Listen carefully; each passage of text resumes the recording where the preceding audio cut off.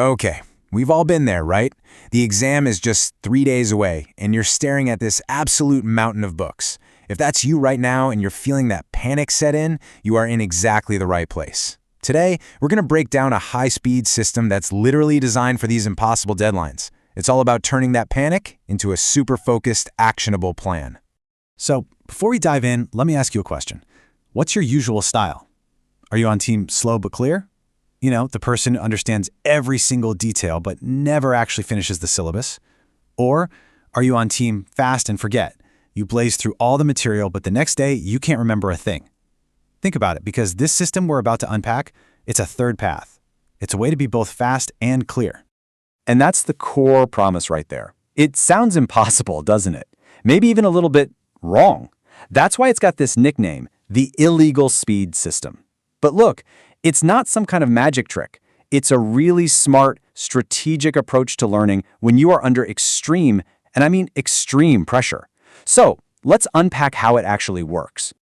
All right, here's the game plan. We're going to walk through this in 5 parts. First, we'll do a brutal audit of your syllabus. Then, we'll get into something called the combat cycle for studying. After that, a 3-layer burn to make sure you remember everything. Then, a whole new way of taking notes. And finally, we'll tackle the biggest hurdle, the mindset break you need to actually get started. Okay, let's get right into it.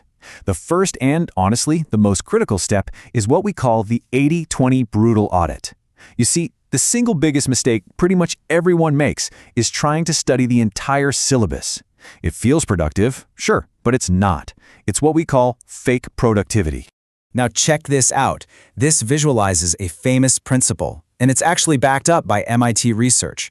A massive 80% of your marks, 80%, is going to come from just 20% of the syllabus. So your job isn't to know everything. Your job is to find that critical 20% and just completely master it. So how do you find that magical 20%? You create what's called a gold list. It's simple. You get your hands on the last 5 years of exam papers and you go on a hunt.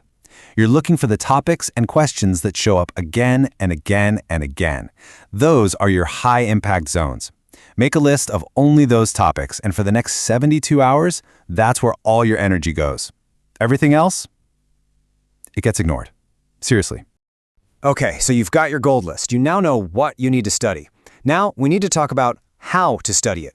And that brings us to step 2, the 1922 combat cycle. This whole thing is designed to help you study smarter, not just longer. And this chart shows you the problem perfectly. We all think studying for 10 hours straight is some kind of badge of honor, right? But research from Harvard Medical School shows that's just not how our brains work. After about 4 hours, your brain's ability to actually absorb information can plummet by as much as 60%. At that point, you're basically just a zombie turning pages. The solution is to work with your brain's natural rhythm, not against it. So, the 1922 cycle breaks your time down. You do 90 minutes of deep, uninterrupted focus. No phone, no distractions. Then, you take a critical 20-minute recharge break. And by recharge, I mean no digital screens. Don't check your phone, listen to music, stretch, stare out the window, whatever. Let your brain actually recover. And then, you take just 2 minutes to prep your mind for the next session. This cycle stops you from burning out, and it keeps you sharp all day long. All right, you know what to study, you know how to schedule your time, but how do you make sure all this information actually sticks in your brain? That's where the 3-layer burn comes in. It's a super powerful technique for moving knowledge from your short-term memory into your long-term memory. Layer 1 is called the blur zone. You take a topic from your gold list and you just read it fast. Your goal here is absolutely not perfection. You're just trying to get a rough 50% understanding of the topic. You have to resist that urge to get stuck on the little details. You're just creating a quick mental map of the territory. Next up is the recall zone, and I'm telling you, this is where the magic happens. After you've done your speed read, you close the book, and then you force your brain to try and recall everything you can. That feeling of struggling to remember, that's called active recall, and it has been proven to be 150% more effective for your memory than just passively rereading the same page over and over. And that brings us to the final and most powerful layer, the burn zone. If you want to truly lock information into your brain, you have to teach it. So you stand up and you explain the topic out loud. To an imaginary student, to your dog, to the wall, I don't care. When you can articulate something simply, that's when you know you've truly mastered it. Okay, let's talk about notes for a second. If you're one of those people who spends hours creating these beautiful, color-coded masterpieces, you're wasting precious time. In this system, we embrace something called ugly WhatsApp notes, because right now, speed trumps style every single time. And this slide just lays it all out. On the left, you've got your decorative notes. Yeah, they look great. They make you feel super productive. But they are slow to create and, surprise, they're actually pretty bad for retention. Then on the right, you've got these WhatsApp-style notes. They're fast, they're ugly, but they are incredibly effective for high-speed learning and recall. The whole point here is speed. So you use only keywords, never full sentences. You connect ideas with arrows. You can use little emojis if you want. But here's the crucial part. You leave gaps. These messy notes force your brain to work to fill in the blanks later on. And that is exactly what builds strong, lasting memories.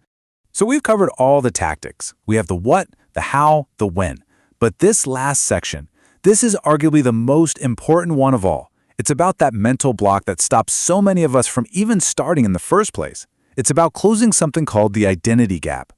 I mean, think about it. You've probably already imagined yourself acing this exam. You've probably made the perfect color-coded study schedule. We call that imaginary progress. It feels good, right? It gives you a little hit of dopamine. But in reality, you haven't actually done a single thing. You're just stalling. And this stalling, it happens because of what's called the identity gap. It's that huge space between the ambitious, organized person who creates the perfect plan and the real person who actually has to sit down and struggle through that first difficult paragraph. Closing this gap is the real secret to getting anything done. And here's the secret to closing that gap. The solution isn't a better, more perfect master plan. It's to do one small, imperfect, almost laughably simple thing right now. We call it one small dumb move. And here is exactly how you do it. Step 1, stop planning. Just stop. Step 2, open your book to a random page from your gold list. And step 3, read one messy, confusing paragraph. Don't even try to understand it. That's not the goal.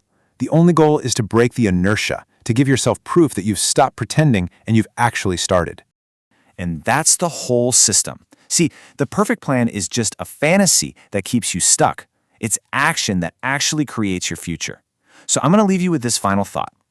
What is the first small, dumb move you are going to take right now?